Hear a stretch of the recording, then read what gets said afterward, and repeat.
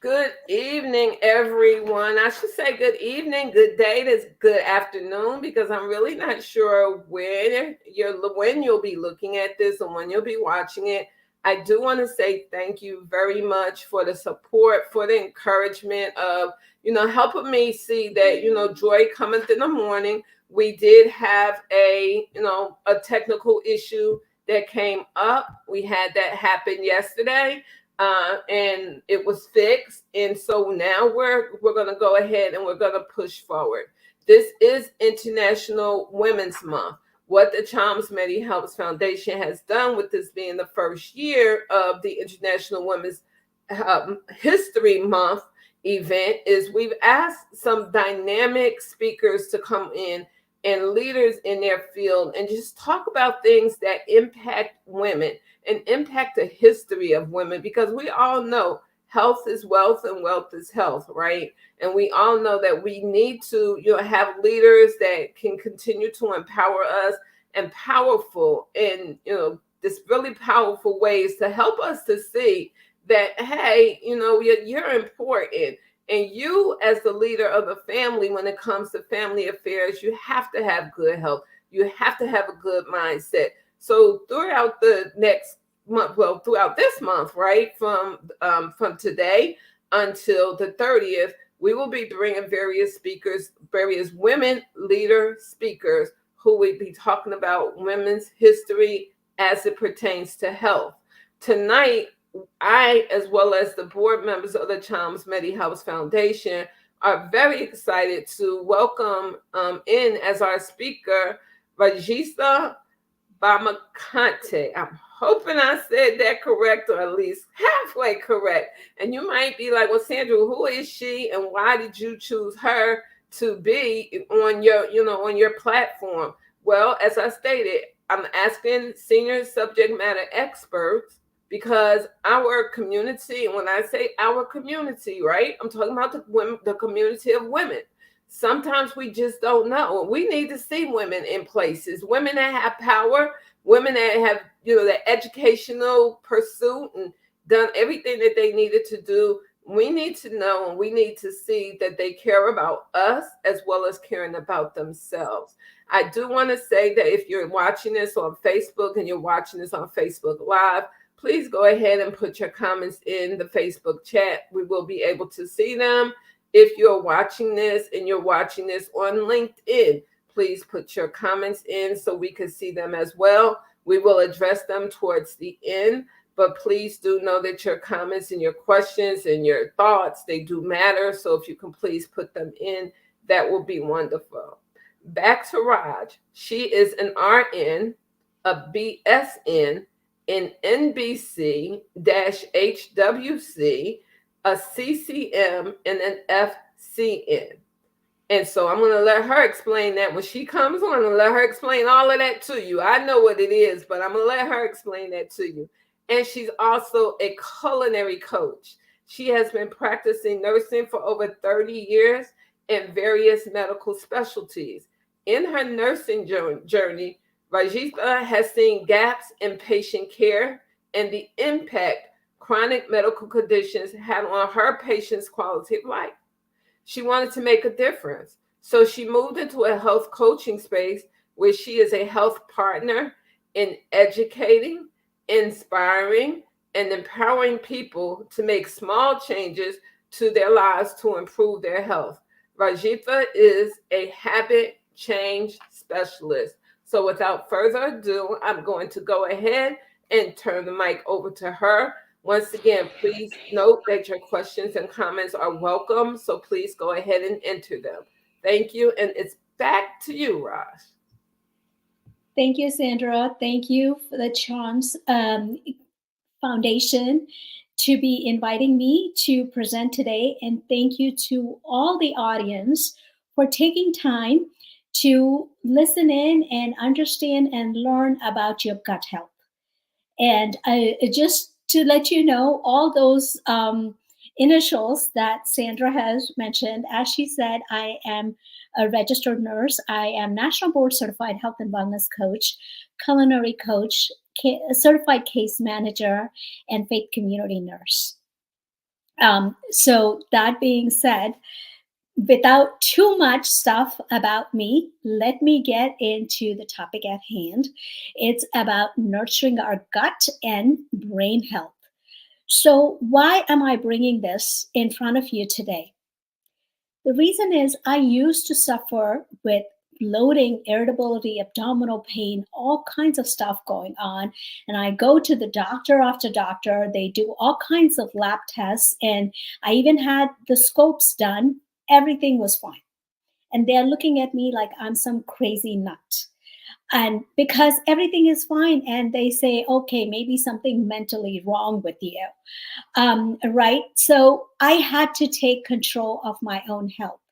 I did a lot of digging, a lot of research in that. I found gut health, and I did, uh, you know, invasive stool analysis and all of that, and found where my problem was.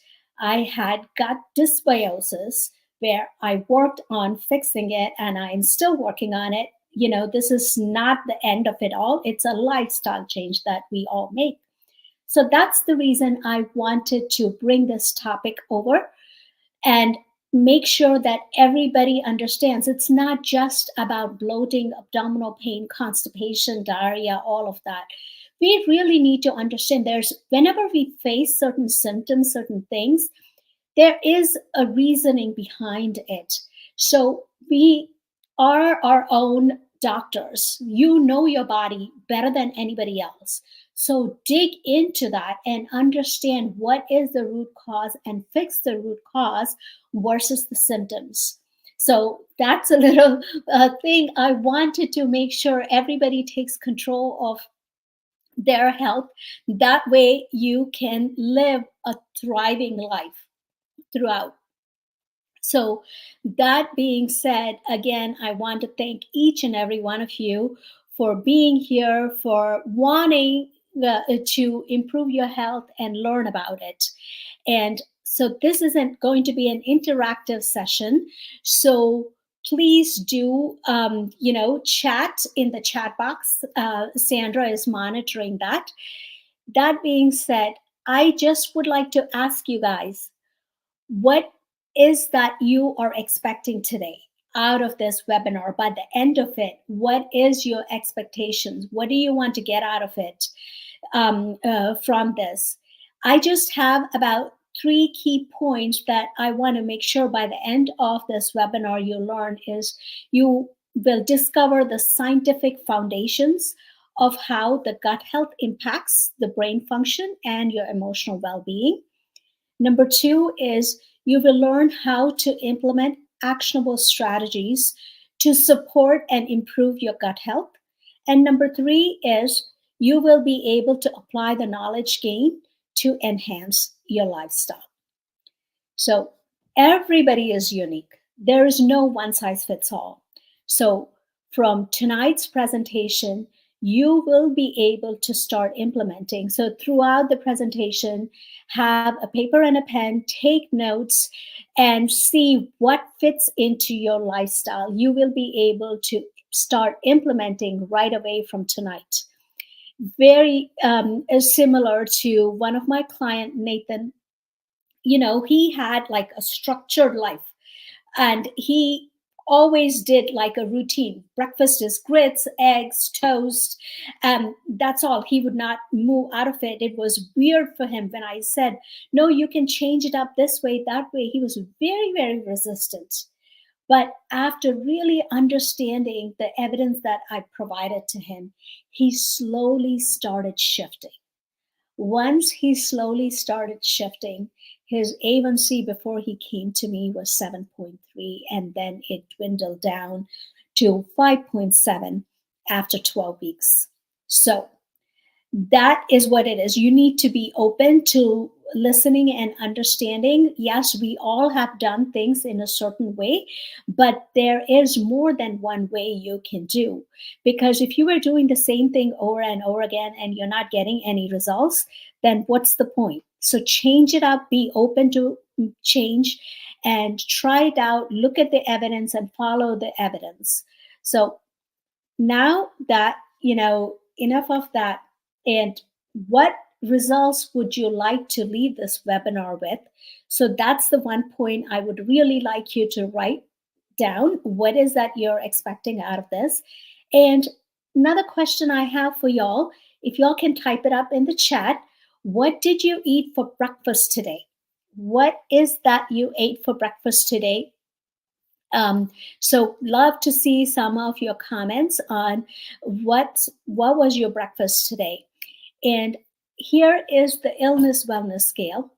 And on this illness wellness scale, where do you see yourself on this number? The numbers go from 0 to 10. So where is that you see yourself on this scale? Go ahead, comment in the comments below. And because we are going to get back to these 2 slides at the end of our presentation again. So the next thing, all health starts in our gut, right? Gut is, we don't think so much about it, but so much lies in our gut. There are about 40 trillion bacteria in your body, and most of which are in your intestines. There are bacteria, viruses, and fungi all over you. These microorganisms outnumber the human cells by 10 to 1. 10 to 1, that's a lot. That's a lot. Collectively, they are known as your gut microbiota, and they are hugely important for your health. That is what we are going to focus on, the gut. And the next thing is on our brain health. Patricia said she had French toast and bacon. Okay, we are going to look at that again towards the end. Thank you for sharing that, Patricia.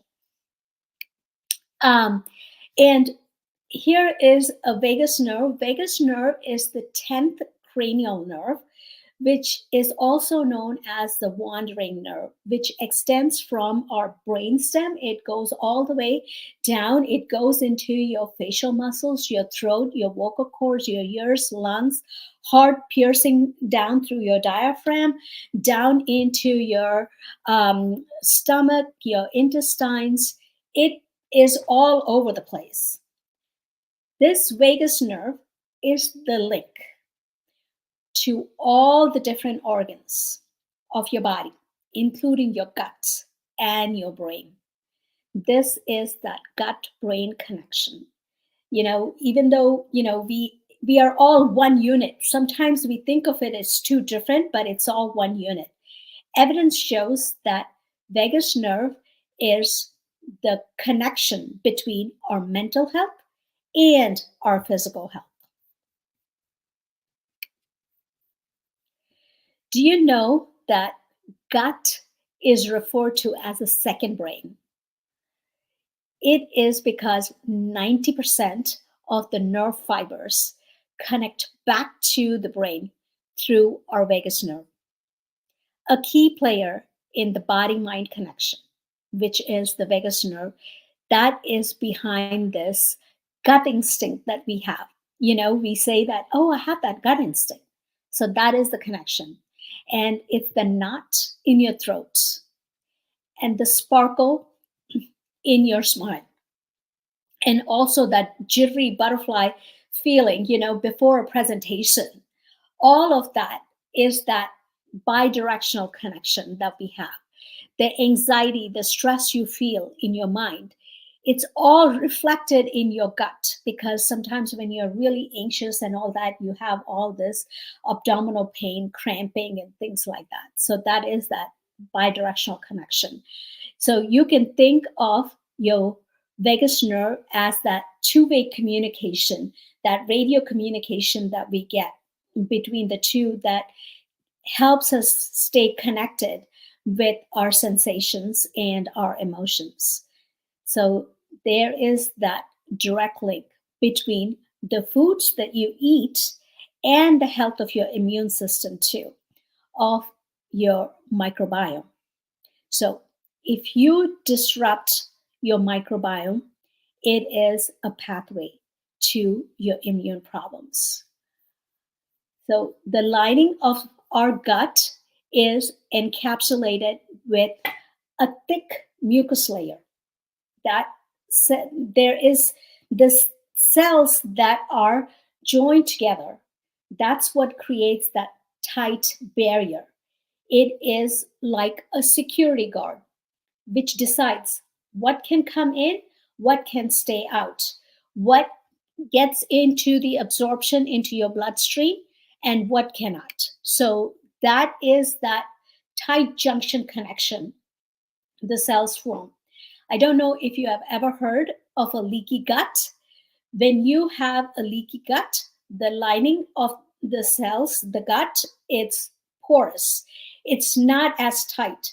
So then when it's porous, it easily allows the back and forth transference of the toxins and all the other things, because until now we had that tight junction that was that security guard protecting. Now it kind of got, the junction is got loosened up, so there is that easy transport of toxins and food proteins, pathogens, bacteria, and other compounds that seep through the membranes and enter the bloodstream. Your immune system, what happens then, it mounts a response saying that it seems like this is foreign substances, foreign bodies that are in the bloodstream.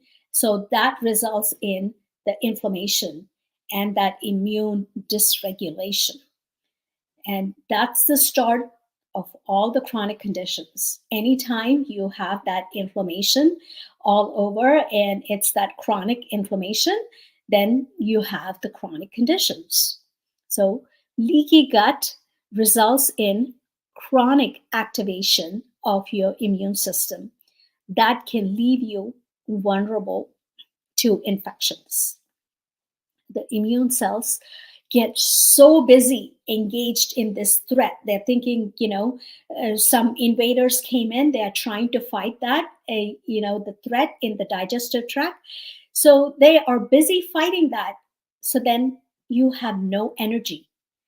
That's when you are dragging yourself, all the fatigue, and because all the resources are gone to protecting your, the immune system. So you're exposed to all the pathogens. So that is primarily what the leaky gut is in a nutshell. Excuse me. Because the gut influences all the aspects of our health, leaky gut can lead to many symptoms in many different systems of our body. Some of them are like digestive problems, bloating, constipation, reflux, gas, diarrhea, food sensitivities, and hormone problems. Have you ever thought about you could have hormone problems when your gut is not functioning properly? Estrogen dominance, PMS, endometriosis, PCOS, all of these. And then immunity problems, frequent infections, allergies, asthma, skin problems, eczema, acne, rosacea, and then you'll have joint problems, pain, inflammation, rheumatoid arthritis, metabolism problems, chronic fatigue, weight gain, type 2 diabetes, autoimmune problems, Hashimoto's disease, and then irritable bowel disease, psoriasis, celiac disease, mental health problems, anxiety. Remember that connection that we have? Anxiety, depression, brain fog, all of these mood swings, learning challenges. These are all related to that leaky gut. So how is that? How do you get this disrupted microbiome? How did we get there? Some of the reasons could be by eating standard American diet, using frequent antibiotics. Yes, antibiotics are needed, but sometimes it's used very frequently, even during viruses and all of that. So we need to be very careful. Do we really need the antibiotics? So that's where you need to be your own advocate. and using artificial sweeteners. And then as you age, your gut health also weakens.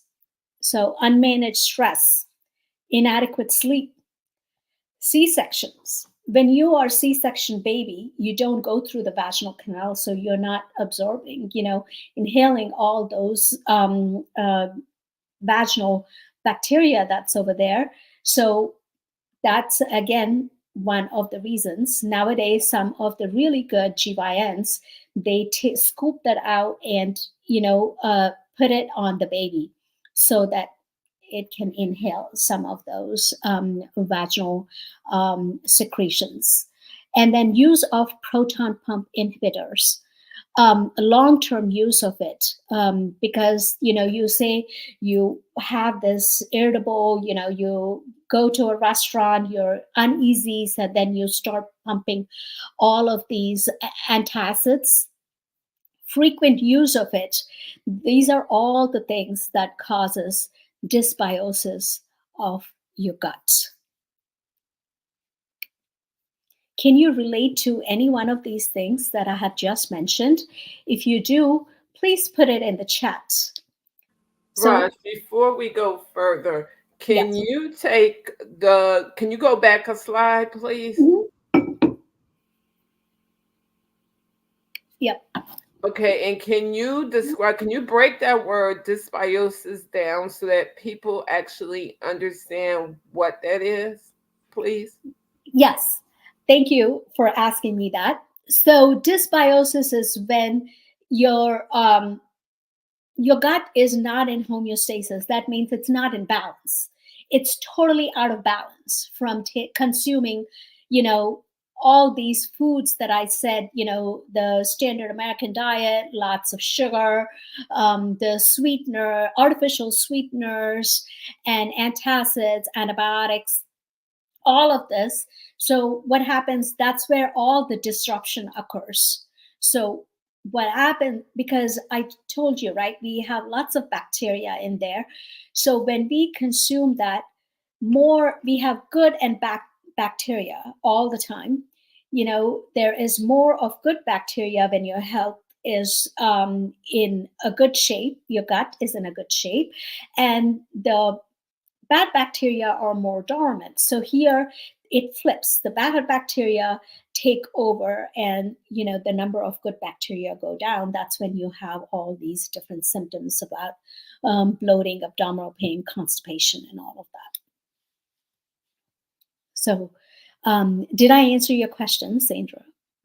Yes, I just wanted you to explain it because look at this, and health literacy is real in our country, no matter what level you are, especially when it comes down to healthcare.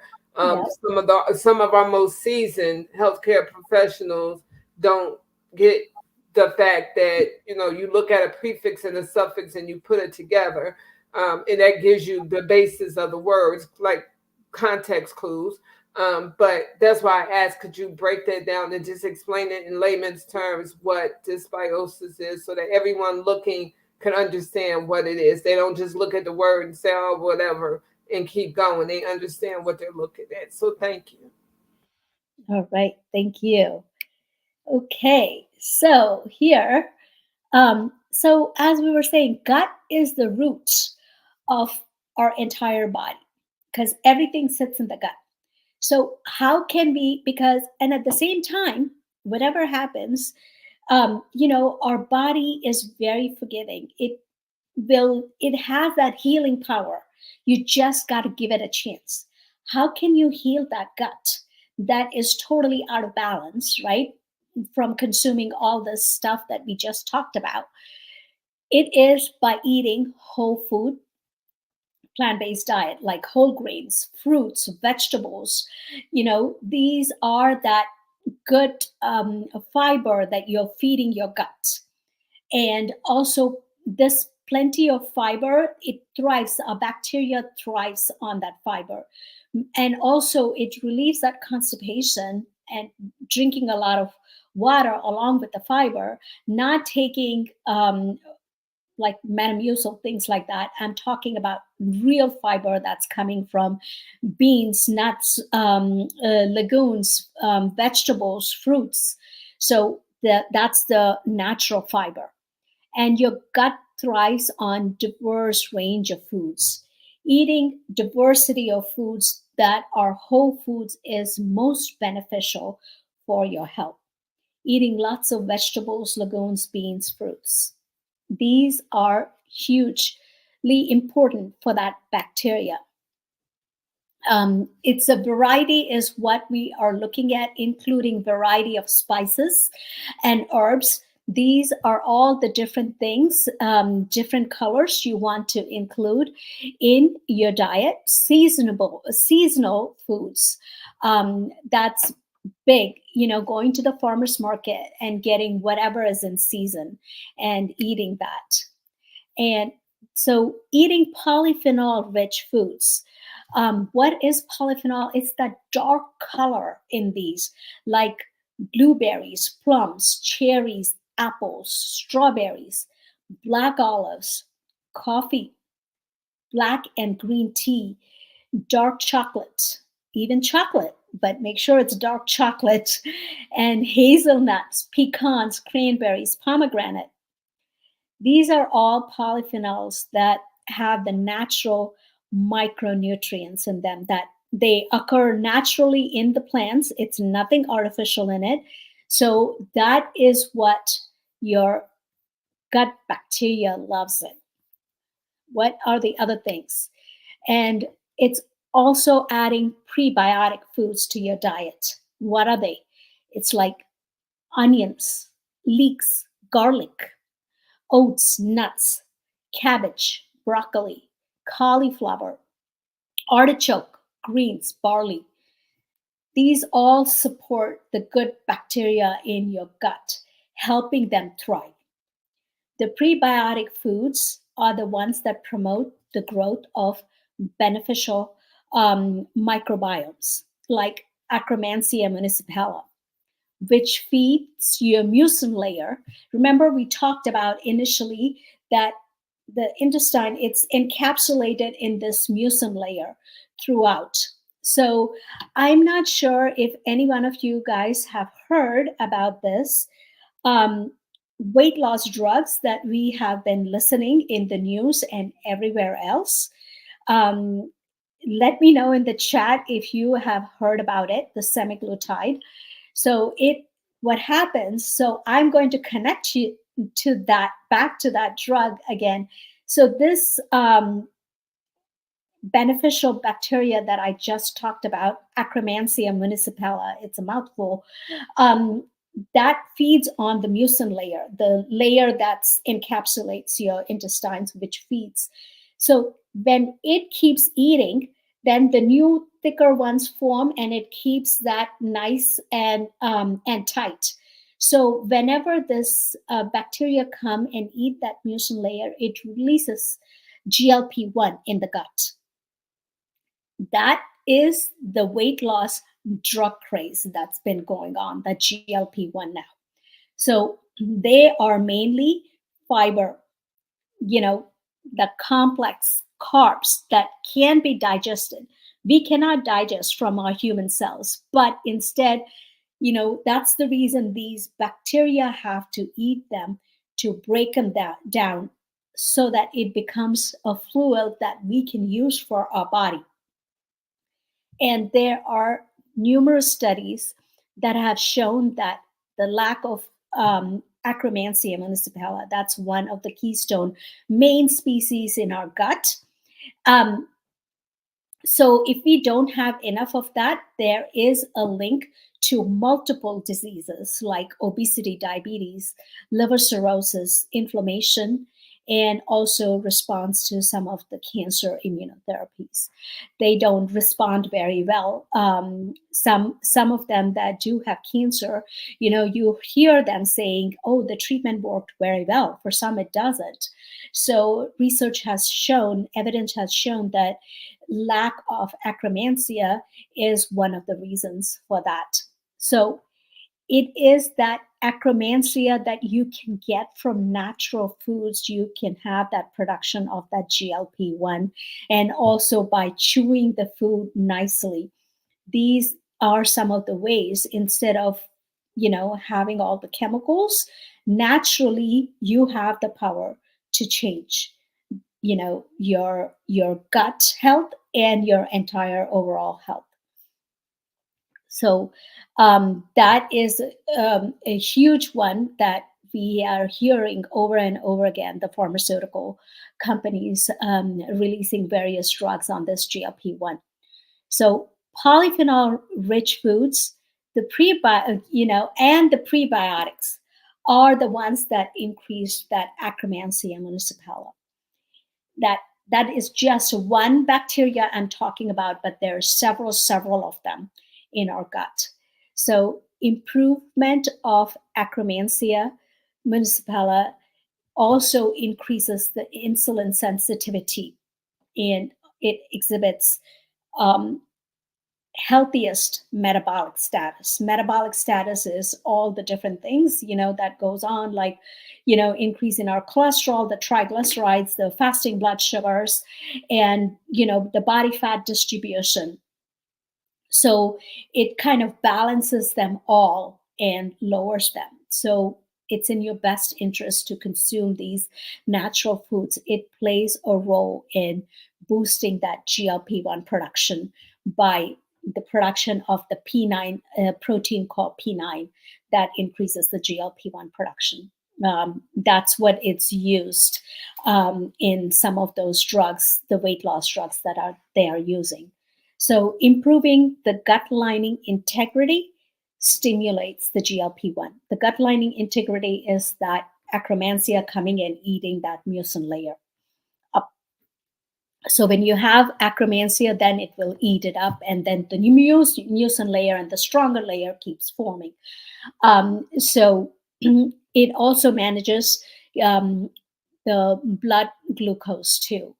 And also another one of those, so far the research only shows that these two bacteria, Clostridium butyricum and Akkermansia municipala, are the only two strains in your gut that do have that GLP-1 production.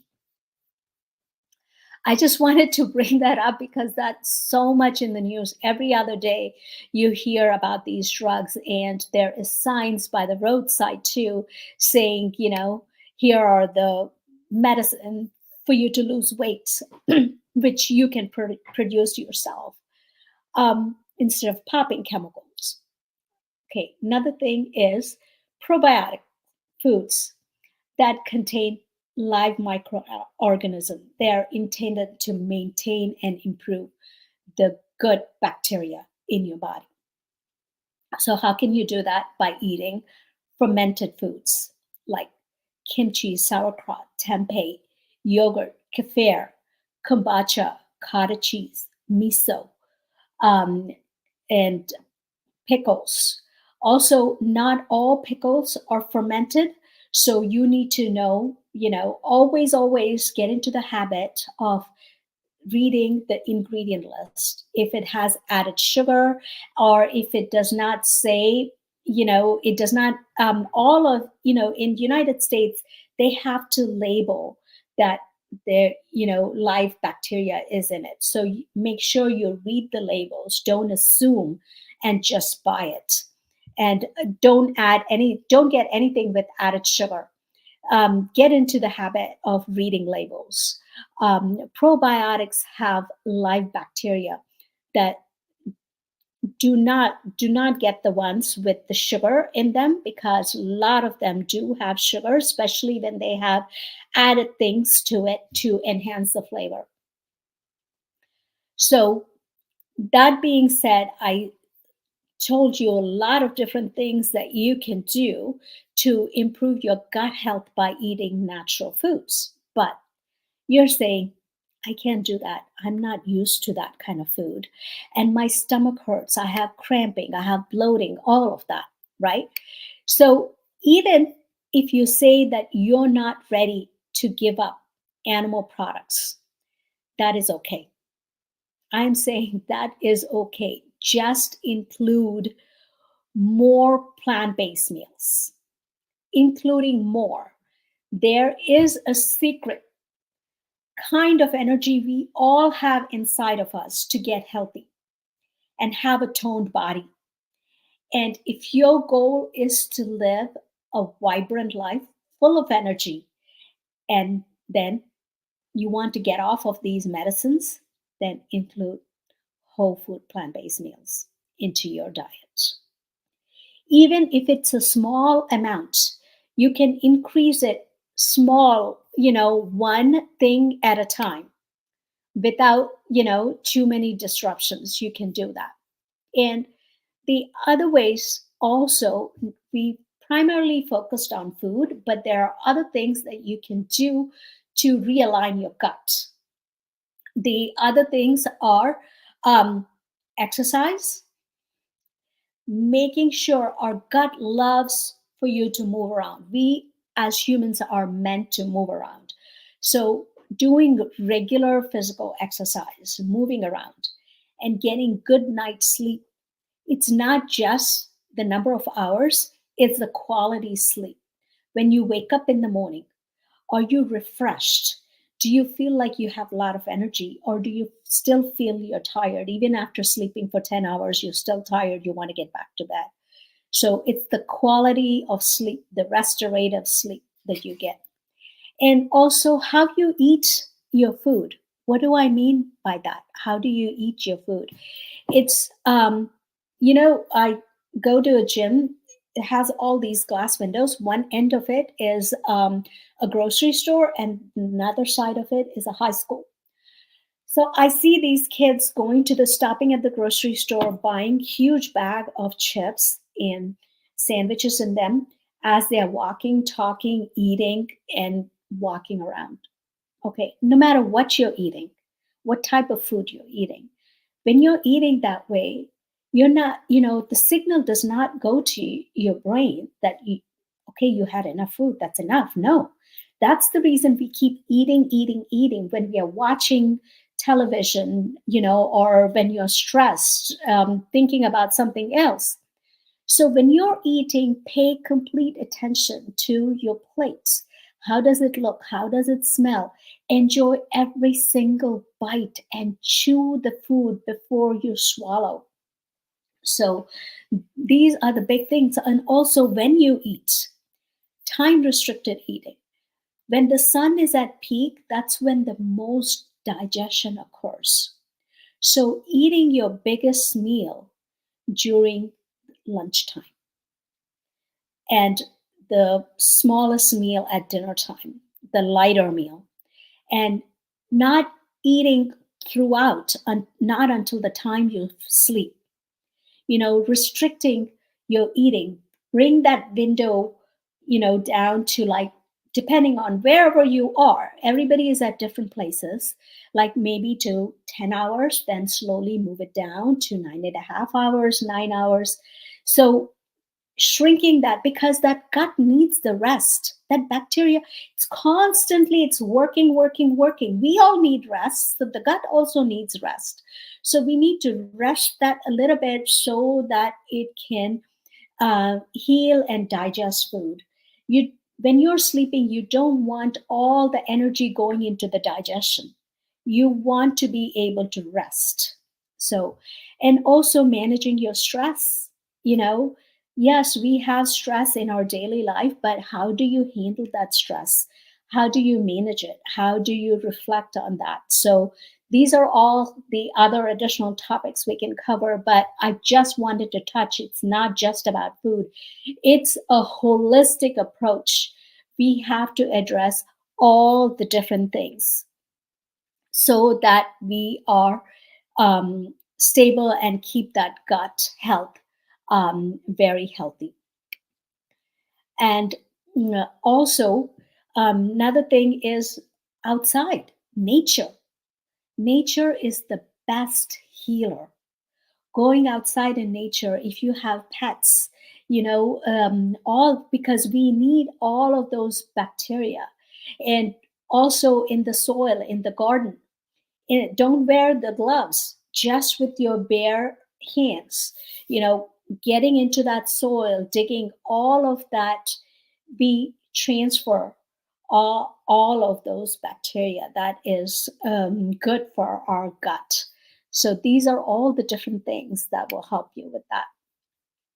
And I have touched base on that, in terms of when you're going to eat. You need to restrict. You cannot be eating throughout the day, throughout the night, until the time you're sleeping, laying in the bed and trying to eat something and drink something. So, it's working according to the circadian rhythm. When the sun is at peak, that's when eat the biggest meal, so that it gets digested better. And again, so this is where I say, okay, you're not ready to completely transition into a plant-based. That's fine. At least if you do 25-75, slowly you can increase it depending on wherever you are. So 25-75 method is 75% of the plate filled with fruits, vegetables, beans, legumes, whole grains, and then 25% of the plate filled with whatever you want to eat. Whatever you want to eat can go into that 25% of the plate. This way, it's a win-win. So you're not losing anything. You're still eating what you have always eaten, and you're including other additional stuff that is good for your gut. And as you are including this, over time, you will start craving for more of plants than the other stuff, than the sugary and all the other kinds of stuff that you were eating.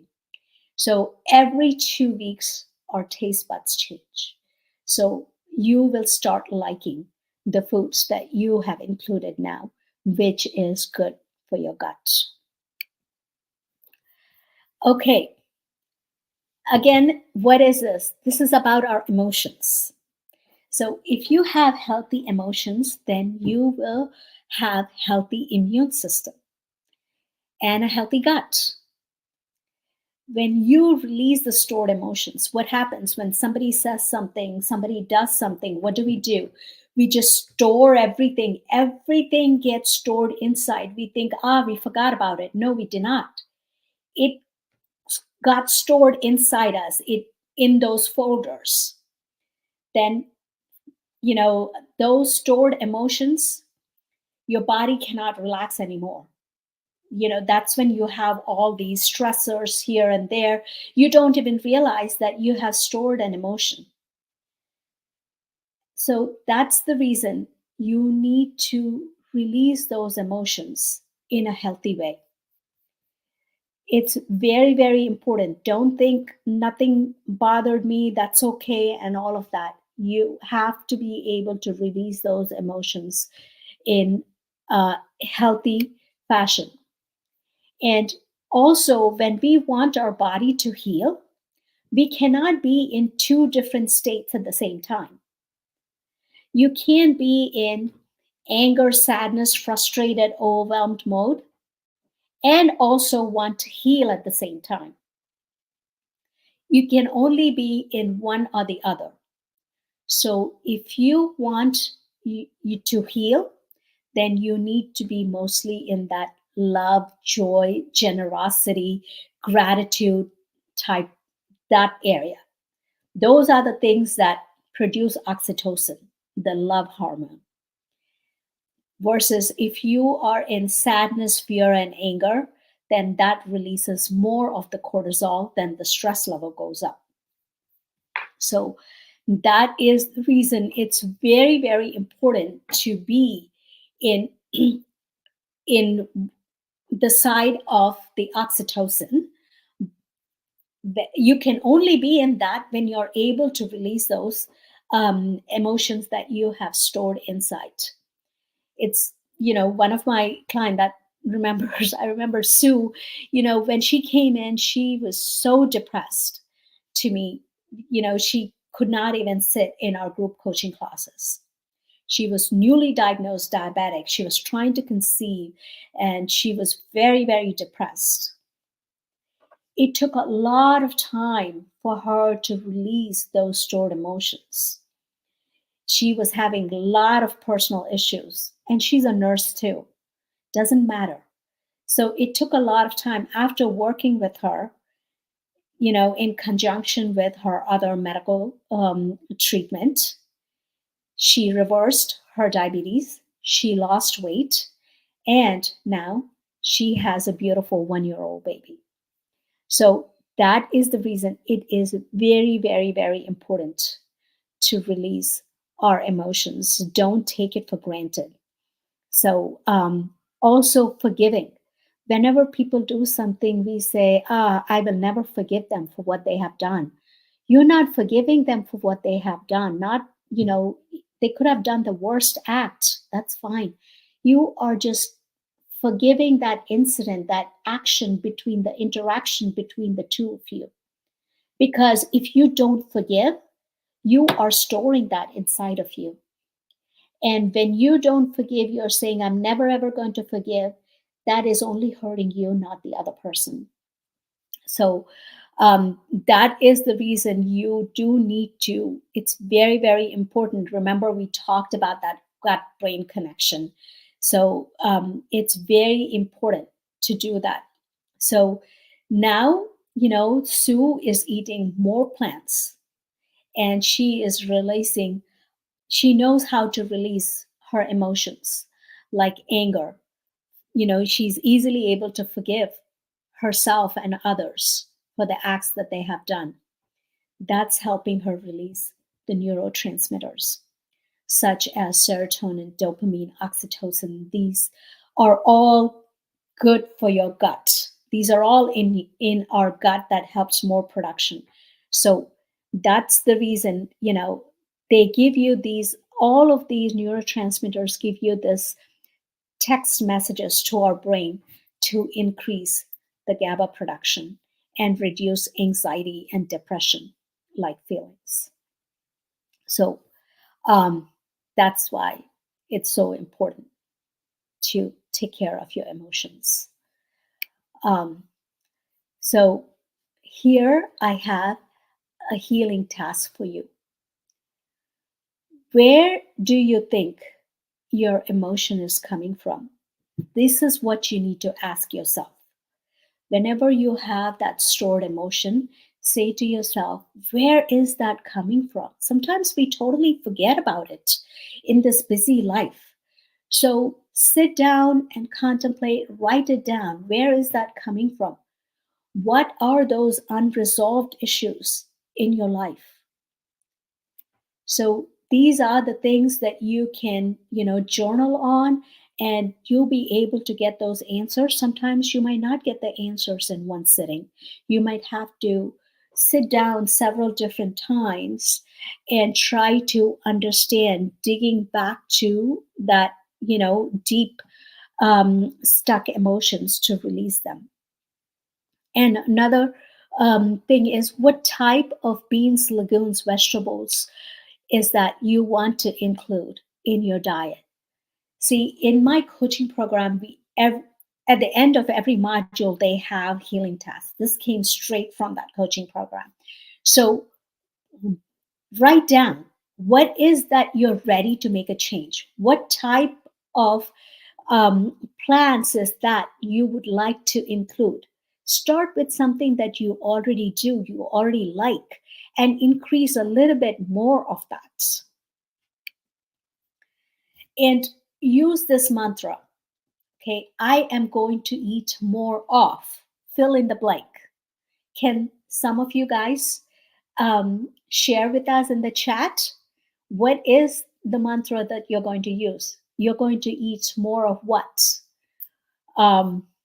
More of berries, more of, I don't know, broccoli. What is more of greens? What is that you want to eat more of?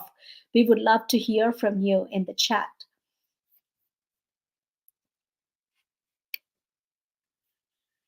So this is that plate I talked to you about. 25% of your plate will be whatever you want. And then if 75%, if you can include mostly plants that are gut friendly. Okay, so the breakfast. We have talked about the breakfast, right? Earlier, I asked, what type of breakfast did you eat? Can you tell us, rate your breakfast on a scale of 1 to 10? Was that gut friendly? Where was that on that scale from 1 to 10? Let's hear in the chat.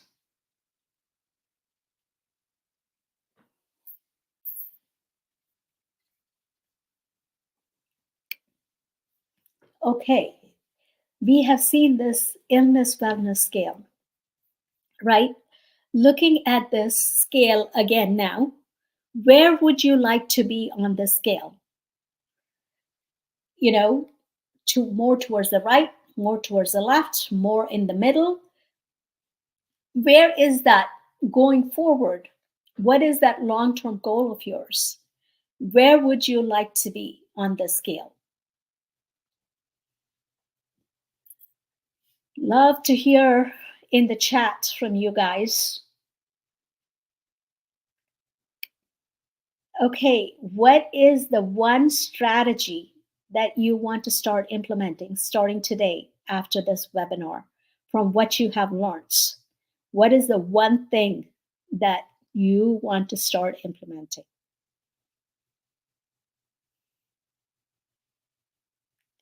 Let's not all put in at the same time. You're waiting for those chat comments. All right. How confident are you that you're able to implement this on a scale of 1 to 10? Okay, Carolyn says more fruit and vegetables. So, what type of fruits and vegetables, Carolyn?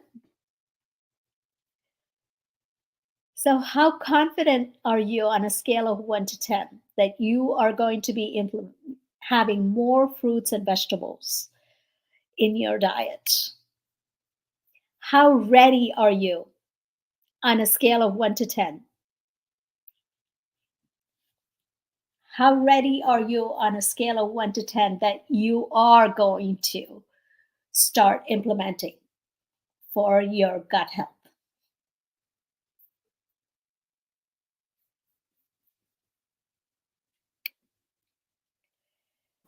And you know, Raj, before you go on, you actually bring up a good point, and Carolyn didn't answer your question, but you bring up a good point when you say what kind of fruits and vegetables.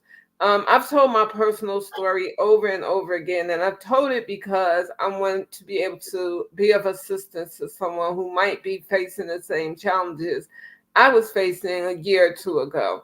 And that's this: all fruits and vegetables are not good for you, right? I was hung, every morning for a good maybe 2 years. I would get up every morning and I would have a pina colada.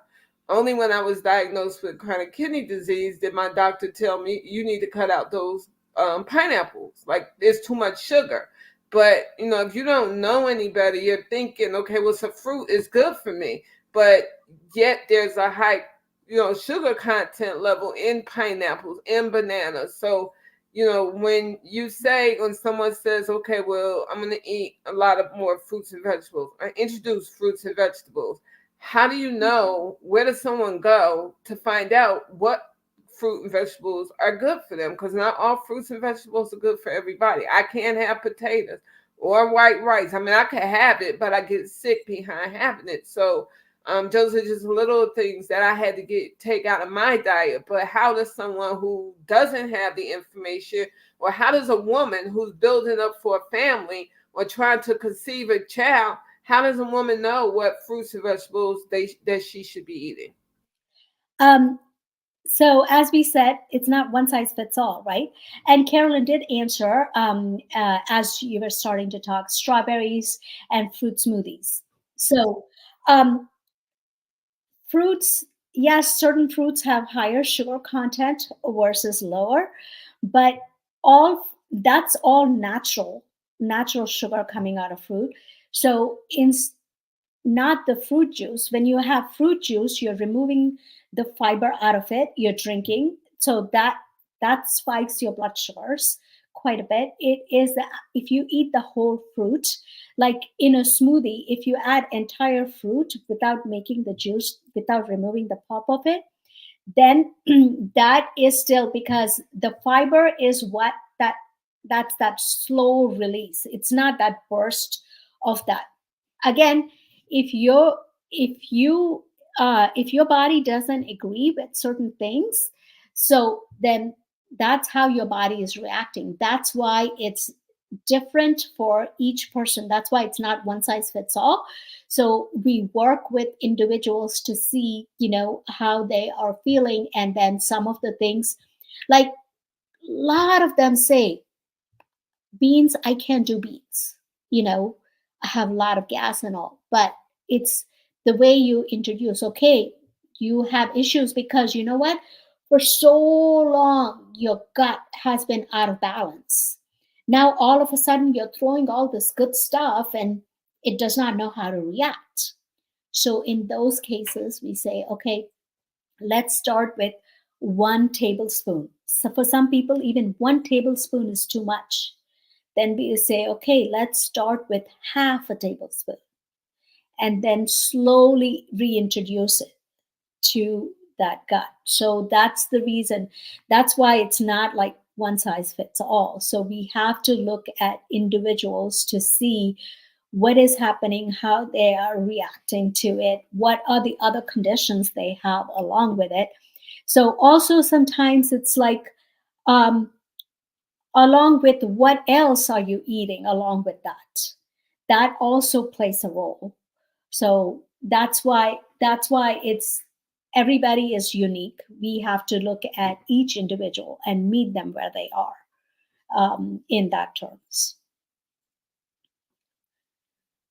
So Thank thank you, Ellen, for sharing the fruit that you like. And I'm hoping when you said fruit smoothies, you're putting the whole fruit into it and making it into a smoothie. I'm sorry, Sandra, you were saying something.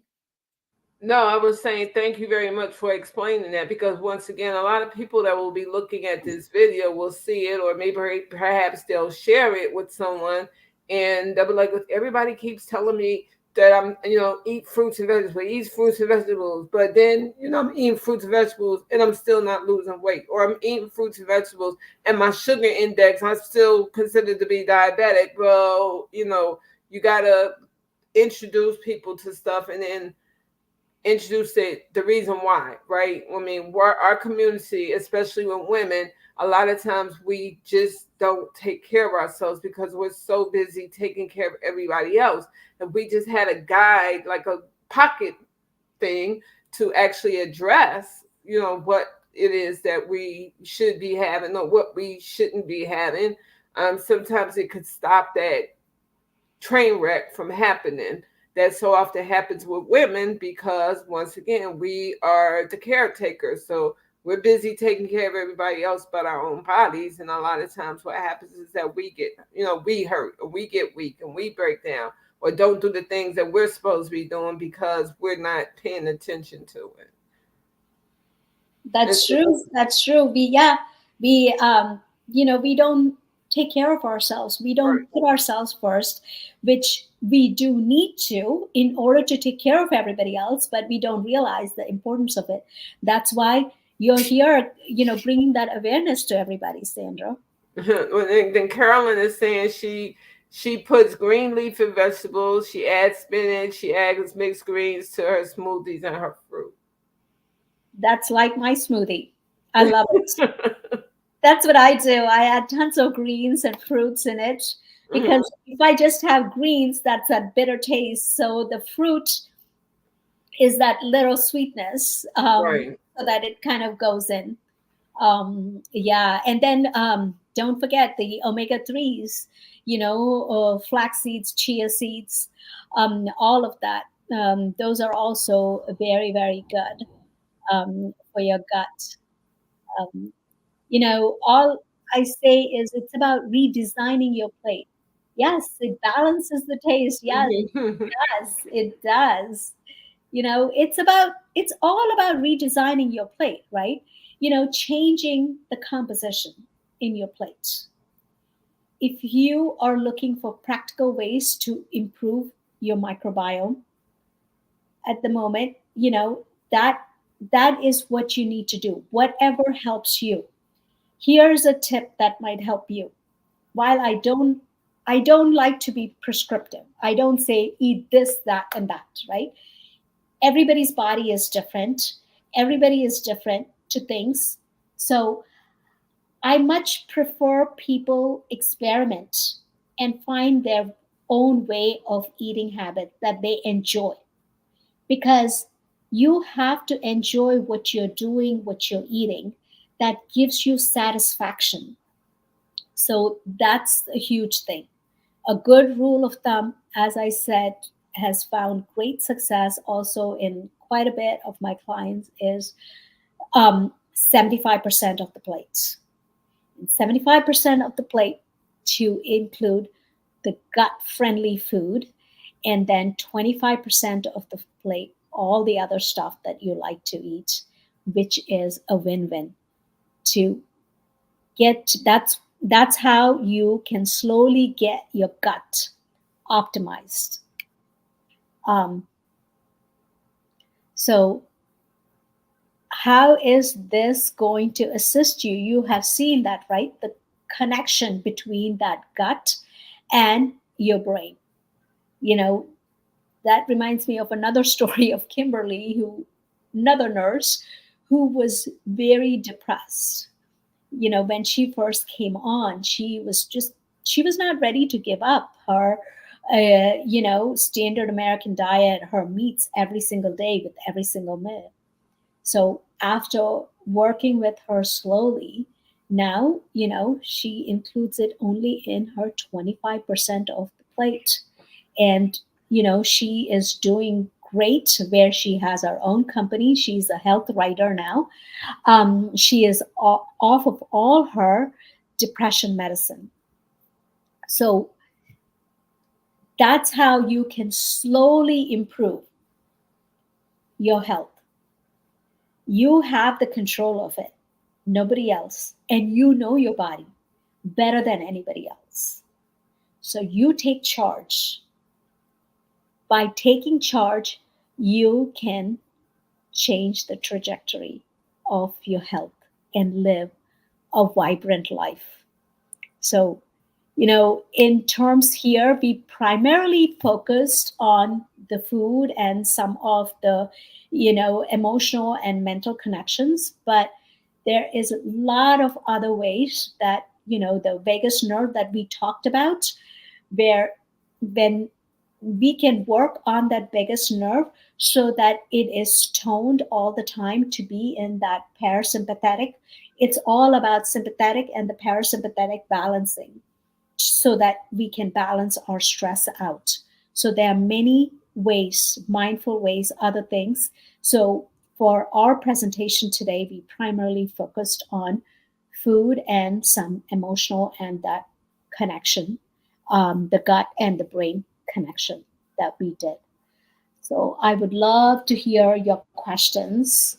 Um, any questions that y'all have? I'm actually not seeing any questions, but I do want to touch upon some points that like maybe 2 points that you brought up during your conversation. And one has to do with the GLP, the weight loss drugs.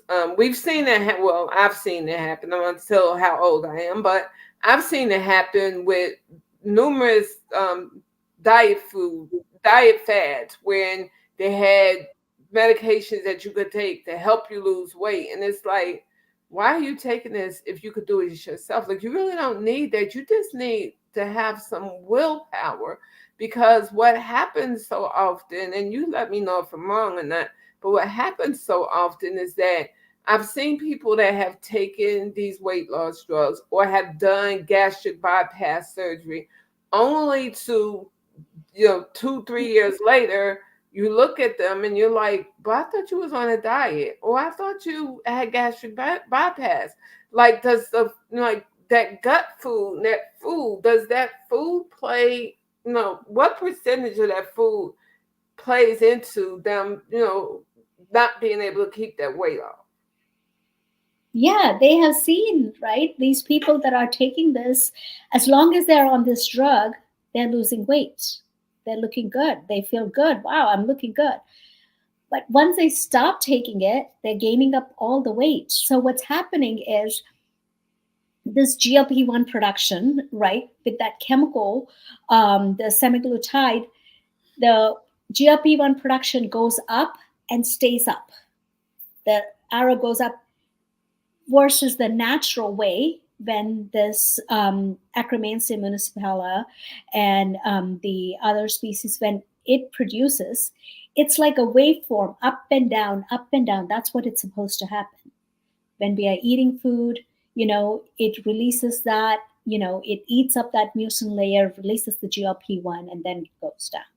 So in here, it's staying up all the time. That's why we hear, since this is still so new, we are not hearing so many, but still there's quite a few cases where people are saying they have gastric paralysis, where, or the gastric system is not moving. Quite a few are like really regretting taking this, because right now, so much in the news, it's all about losing weight, losing weight.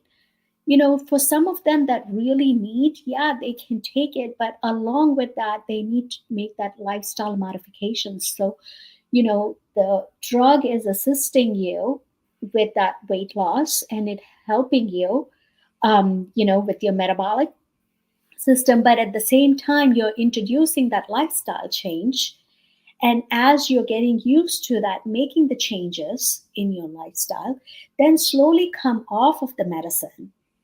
That's what it's supposed to be. But So you're not, so the medication isn't designed for people to take for a long period of time. It's like a short term fix.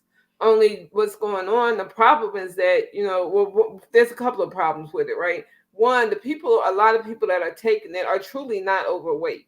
So they really are doing more damage if they're 2, 3 pounds overweight and they're taking this GLP to help them lose weight. You're losing your weight structure, you're losing your structure, so you're harming yourself more so than hurting, helping yourself. You're harming yourself. That's the first big problem. And someone actually needs to, I used to tell patients all the time, look, when they would talk about they're going to have a gastric bypass, have you had a history done? Has your doctor that you're going to for this weight loss, has he sat down with you and just, discuss with you what your weight loss, like what is your family history for weight loss? Because if your family history is on a big, on a big side, the chances are that this gastric bypass is not going to help. It's not going to help you. It's going to hurt you because you're thinking that, okay, I've got this, I'm down this small, and there's nothing else that I have to do. But if it's in your family history, there's a whole lot more that you have to do. And so, I'm thinking that a lot of these patients, a lot of the people, a lot of them are not even patients. I mean, let's be real. They have the GLP, the Ozempic on eBay where they're selling it to the highest buyer. But you're not doing yourself any good. I mean, really, you're hurting yourself. And I don't see it where, these patients are getting that history and that physical done while they're taking the medication, or even while they're thinking about taking it. They're just jumping head over heels and going for something, not realizing how much harm they can put on their cells or their bodies. Is there like any like recommended readings that you have that you can like think of that will help people that are considering taking Ozempic or any of the other weight loss drugs that might be helpful to them to read before they do something damaging, especially as women, because we don't need to damage ourselves. So is there like some type of recommended reading that you have in mind that you could, share with people who want to read more on these weight loss drugs? if they look up like yeah, scholarly articles on PubMed on that. There is some research out there. So, really looking into what is that evidence showing. Because even in that medication pamphlet, it does say, you know, use it with the lifestyle change, which is not being used appropriately. And I have also seen some of them that are on these medications because they have a small window because they're not hungry, because it stays up all the time, so they're Right. not hungry. So the little bit of that time that they do want to eat, they feel hungry. So instead of eating nutritious food, they're going to like donuts and cookies, things like that. So where are your nutrients? So you're losing a lot of muscle. And, you know, especially women, that's for everybody, but women, you know, especially as we age, we lose muscle. You know, you don't have that much muscle. And then here, you're that little window, you're saying, okay, let me chow down on this, but you're losing out all the nutrients. Okay, you go to a person nowadays, they're also giving this out in the spas, and you say, okay, I want to lose weight, I want to take this medicine. Okay, it's a business for them, right? They are selling it to you. Even some of the medical practices, it's like everybody looks out for their own bottom line. That's the reason every single one of us need to look at our own selves. What is appropriate for us and for our body? What is healthy? You How know, is that I want to live?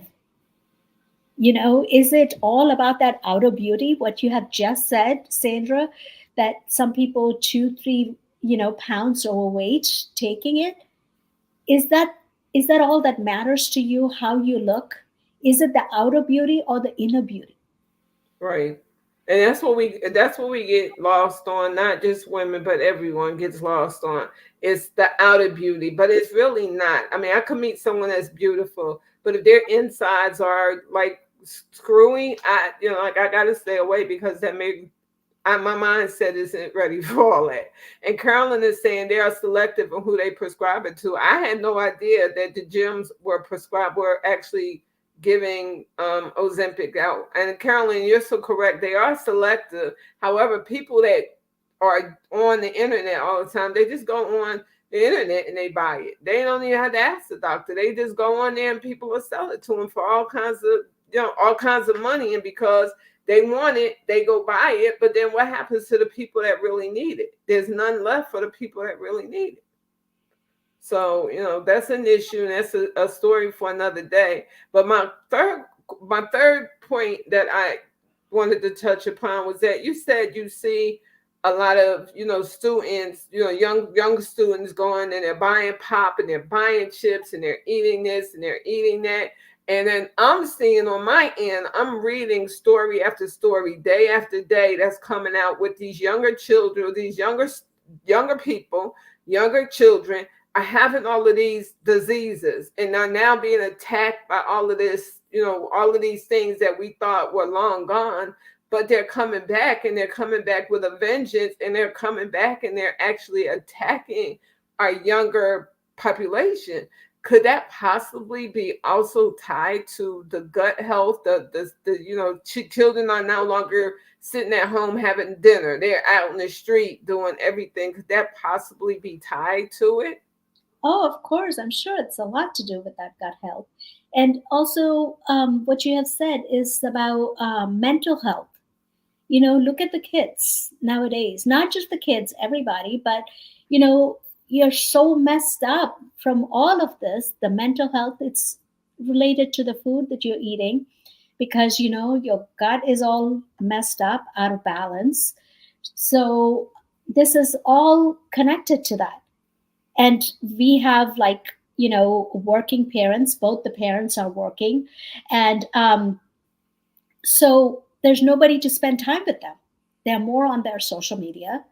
And, you know, there's nobody, maybe they don't have somebody available to get them breakfast and all that. So that's why they have to go to the store to get some chips and, sandwiches to eat along the way, first thing in the morning. This is like at 8 o'clock in the morning. And so they're damaging their bodies. And Carolyn is saying what she's saying is true. She's saying she would not trust that internet medicine, and know their parents were anti-vaccine. They were against the vaccine. And so she's saying that's what's causing a lot of the younger people to, the measles are back. Someone older, just in Chicago, they was talking about on the news, a bus driver had measles, or someone was on a bus had measles, and that's transmittable, and they had measles. And all of these, when we were growing up, these things that we heard about that would never come back, they're now repopulating themselves. So I'm kind of like, okay, well, what are they putting in the food? like really? I know. Yeah, it's like all of these things. I don't know. We are just losing our basics. Right. And getting into, I don't know, it's just been tough out there. Yeah. Everybody wants to be overly smart, right. thinking that, what is the going back to our basics. That's all we need to do. Right. Go back. Okay. All of these foods, everything that's very basic. Right. Nothing fancy.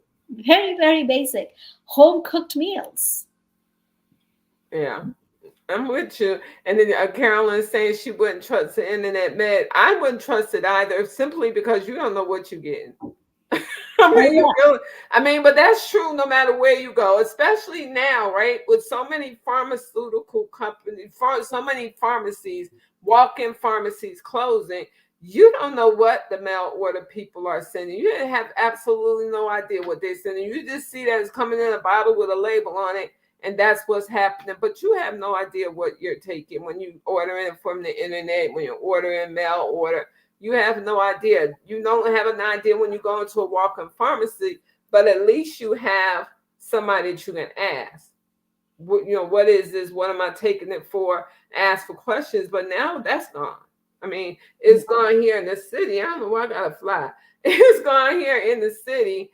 But the city where I live in is, pharmaceutical. We had a lot of CVSs, and CVSs are closing up left and right. So there's no longer that, unless you drive, there's no longer, you can walk into the store and ask the pharmacy, can you help me with this? So I thank you, Raj, very, very, very much. I need you to stay back for just a few moments, but I thank you very much. And for those of you who have listened to this tonight, thank you for that ongoing support and that ongoing love of support whenever we've had technical issues. This is our first year doing this at this level and this scale. So of course there's going to be glitches, and I'm just really appreciative of everyone who has shown me love and said, hey, Sandra, hang in there. Don't give up. We need you. I'm appreciative of that. So thank you so much. So very, very much. And with that being said, I'm going to go ahead and close out this evening. Our next video, live video, is scheduled for Saturday, and it will be on lymphedema. So that will be our next Women's History Month. I kind of keep saying Women's History because May is Women's Health Month. This is Women's History Month. It's all about who the women are that are taking the lead and taking the charge and leading us forward. All of us, not just women, but women and men. So with that being said, I want to wish everyone a good day, a good night, a good morning. Thank you.